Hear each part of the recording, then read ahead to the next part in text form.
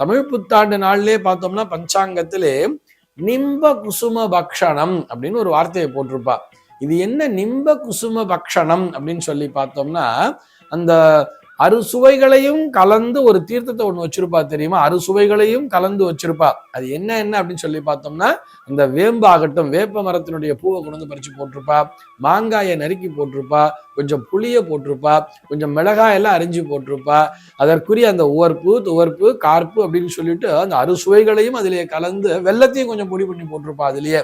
இப்படி 6 ருத்துக்களிலும் எது எதெல்லாம் கிடைக்குமோ, 6 ருத்துக்கள்னா என்ன, 6 காலங்கள்னு சொல்றோம் இல்லையா?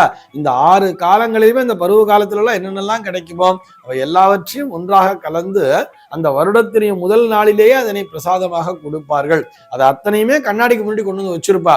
இந்த கண்ணாடிக்கு முன்னாடி அந்த நிம்ப குசுப பக்ஷணம்னு சொல்லப்படக்கூடிய அந்த இனிப்பு, புளிப்பு, துவர்ப்பு, கார்ப்பு எல்லாவற்றையும் கலந்த அந்த ஒரு தீர்த்தத்தையும் அந்த கண்ணாடிக்கு முன்னாடி வச்சிருப்பா.